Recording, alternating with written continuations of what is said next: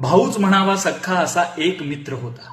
भाऊच म्हणावा सख्खा असा एक मित्र होता. सुखात दुखात आधाराचा खांदा तोच होता. टोचलं एखाद्याला वेदना दुसऱ्यालाच व्हायच्या.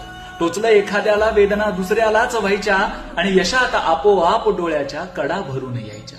पण बहुतेक त्याला जोडी आमची तोडायचीच होती. कधीच न सुटणारी कोडी लादायचीच होती. सगळं सुरळीत होतं देवा, असं काय झालं आणि अवेळीच त्याला तुझं कार्य बोलावणं आलं. 7 वर्षापूर्वी त्याला असा घेऊन गेलास. 7 वर्षापूर्वी त्याला असा घेऊन गेलास. नाक देऊन मला माझा श्वास घेऊन गेलास. आज त्याच मित्राच्या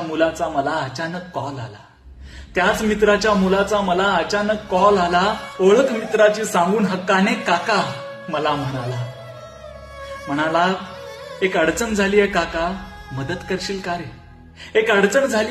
मदत करशील का रे? सायकलची चेन बसत नाहीये मला, बसवून देशील का रे? गळ्याशी आलेला हुंदका आवरून विचारलं धीर एकवटून, नंबर माझा, ओळख माझी, मिळवलीस बाळा कुठून? त्यानं दिलेलं उत्तर ऐकून पायातली ताकदच गेली. हंबरड्यांनी गळ्यातून तेव्हाच वाट मोकळी केली. म्हणाला ट्रंकेत त्यांच्या एक अचानक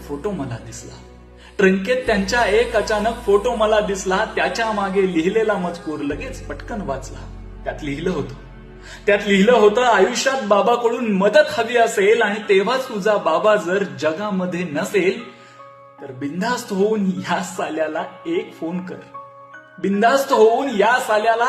फोन कर आणि बाबासारखीच म्हण काकाला थोडी मदत कर. तू कधीच पडणार नाहीस एकटा या जगामध्ये. तो मीच असेन फक्त माझ्या मित्राच्या देहामध्ये.